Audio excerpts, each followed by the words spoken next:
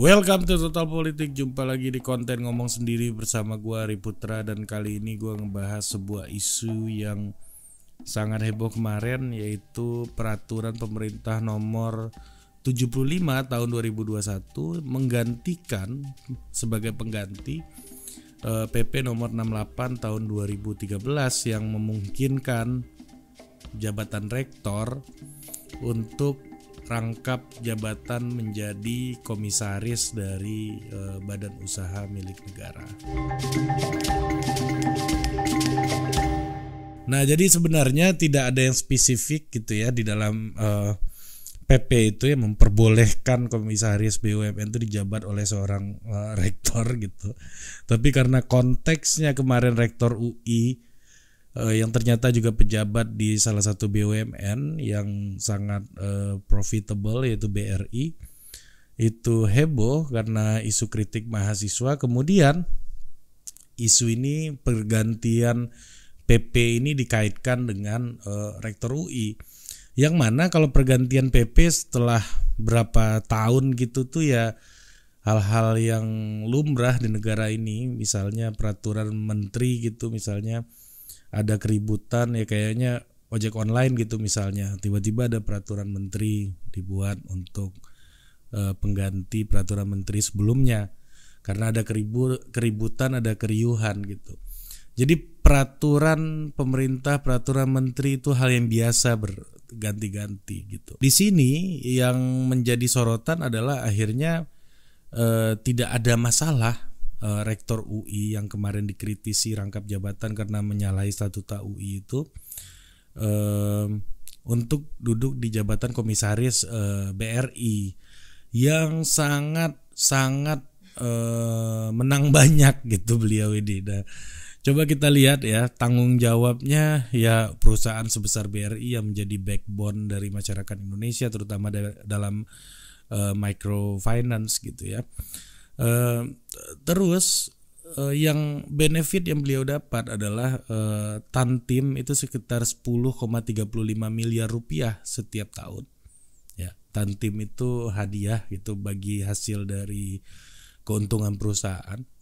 Yang kedua, gaji itu sebesar 4,3 miliar rupiah per tahun. Jadi kalau dirata-ratakan satu bulannya dari gaji komisaris saja bisa dapat sebesar 1,4 miliar rupiah per bulan. Nah, belum lagi pemasukan dari rektor yang bisa tembus 100 juta rupiah per bulan. Jadi 1,5 miliar. Kerja apa 1,5 miliar di Indonesia hari ini? Susah banget tuh cari pekerjaan yang 1,5 miliar sebulan gajinya gitu. Dan menurut gua kalau dari aturan ini dan rektor UI kemudian lanjut di jabatan itu sebenarnya nggak ada masalah.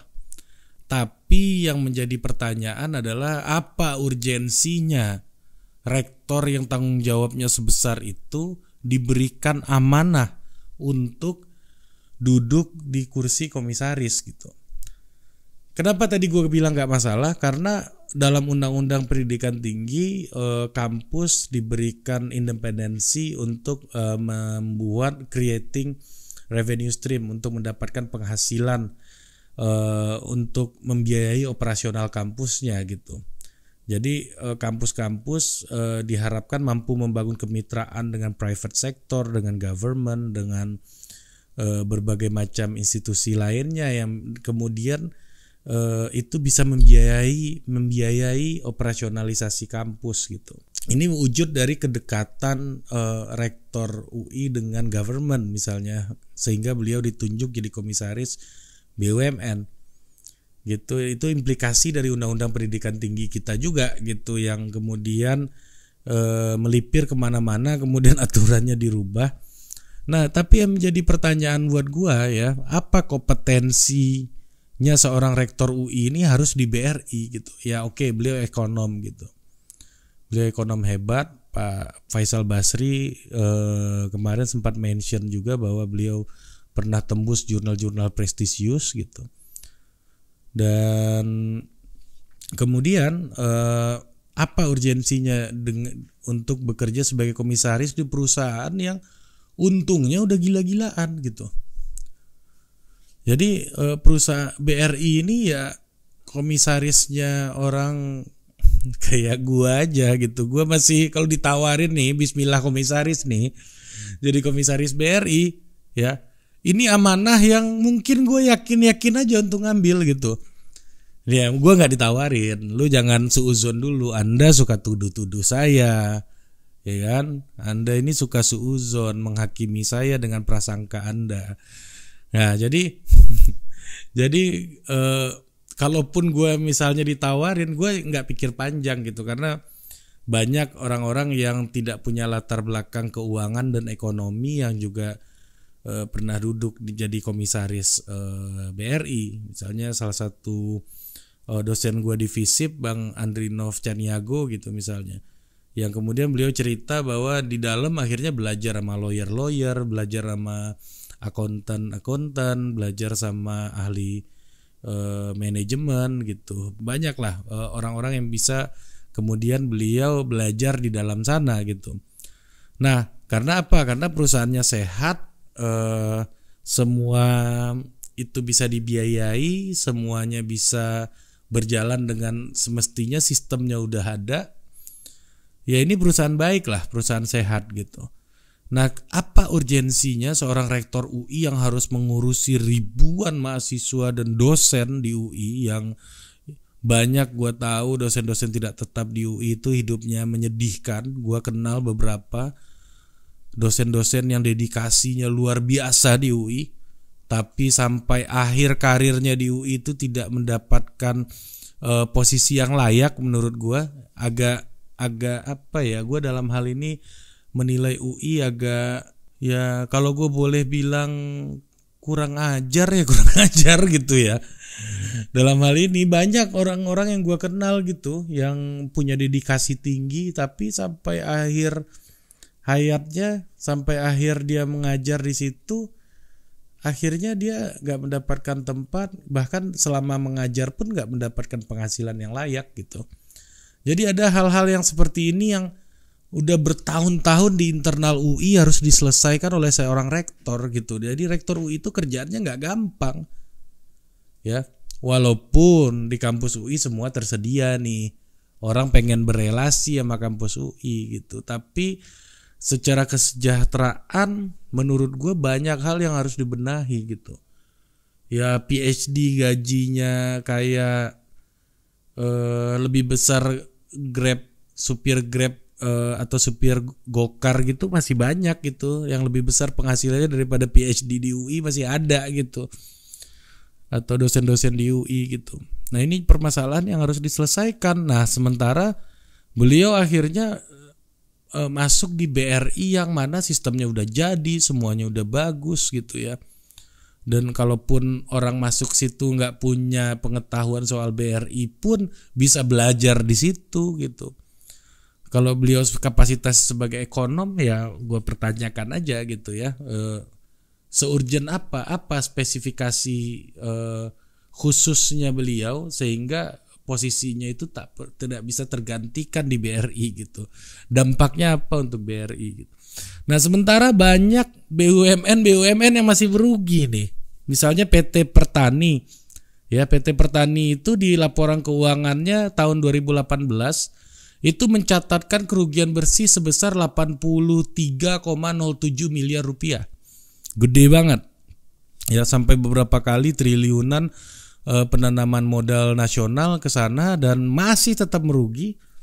Dan kemudian ada perusahaan yang didirikan oleh Pak Habibie, PT Dirgantara Indonesia, di mana di situ Pak Sudirman Said juga dulu sempat berkiprah gitu. Dan kemudian sekarang kerugiannya mencapai angka 38,5 juta US dollar. Ini nih masalah gitu kan. Nah makanya kalau aturan itu diganti boleh menjadi komisaris, menurut gua aturan itu masih kurang radikal karena di situ tidak boleh menjadi direksi. Sekalian aja boleh menjadi direksi. Rektor-rektor yang hebat-hebat di seluruh Indonesia ini ya dikasih aja opportunity secara radikal gitu untuk jadi direksi di BUMN tuh. Bisa apa dia ngurusin yang kayak begini nih?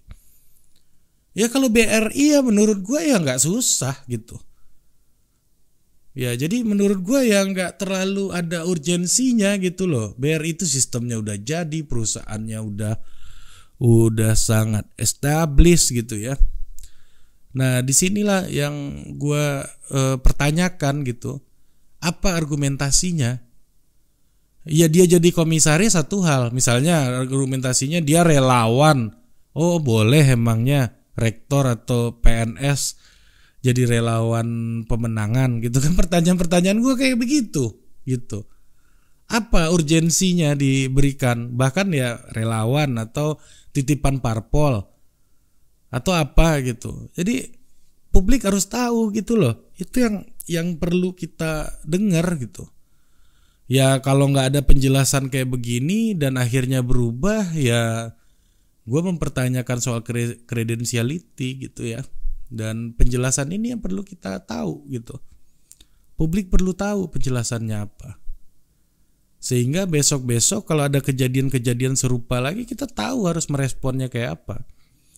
Oh boleh rektor jadi komisaris, oh boleh rangkap jabatan jadi direksi karena begini dulu pernah kejadian kayak begini. Jadi kita menjadi semakin matang gitu loh sebagai sebuah negara gitu, sebagai sebuah bangsa gitu. Nah penjelasan kayak gini yang kita nggak terima dan nggak tahu ya apa masalahnya. Ini nggak dijelaskan gitu. Gue nggak tahu apa urgensinya seorang rektor UI yang mengurusi begitu banyak permasalahan juga harus ditaruh di situ, yang mana masalah-masalahnya belum selesai gitu. Ya gue mau bilang UI agak keji gitu ya ke beberapa orang gitu yang menurut gue punya dedikasi tinggi, dan itu nggak 1-2 orang, banyak banget. Nah inilah yang perlu diselesaikan di depan mata gitu. Hal yang di depan mata aja nggak selesai. Oke lah, taruh lah boleh jadi direksi atau jadi komisaris, gue nggak peduli lah jadi apapun gitu. Ya. Tapi apa urgensinya gitu loh? Itu yang perlu dijelaskan. Gue cuma minta penjelasan aja. Nggak ada yang salah gitu ya. Anggap aja nggak ada yang salah dulu. Oke, kita terima ini sebagai sebuah kebenaran. Oke, anggap aja peraturannya udah kelamaan jadi perlu direvisi gitu. Nggak ada yang salah. Nah, oke, gue terima deh aturannya nggak ada yang salah. Tapi apa urgensinya nih kawan ini ditaruh di situ tuh, gitu. Jadi itu yang jadi pertanyaan gue sih. Gue lebih mau nanya aja di sini gitu. Nah, itulah yang ingin gue diskusikan, dan gue kebetulan udah kontak beberapa narasumber untuk ngebahas ini, tapi karena kelamaan responnya ya udah kita lanjut dulu aja dengan konten gue ngomong sendiri. Oke, gue nggak ada masalah dengan perubahan aturan, tapi mending kalaupun Pak Ari Kunchoro ini punya skill yang sangat mumpuni dan sangat luar biasa, ingin mengubah bangsa ini, pindahlah ke Dirgantara Indonesia atau ke Pertani tadi gitu. Yang memang membutuhkan orang-orang hebat seperti Pak Rektor ini gitu. Nah itu yang menjadi pertanyaan gue, kenapa nggak di tempat yang bapuk. Nanti kita lihat kontribusinya ternyata berhasil, ya kenapa enggak beliau ini bisa jadi calon wakil presiden atau calon presiden suatu hari nanti gitu, karena berhasil gitu.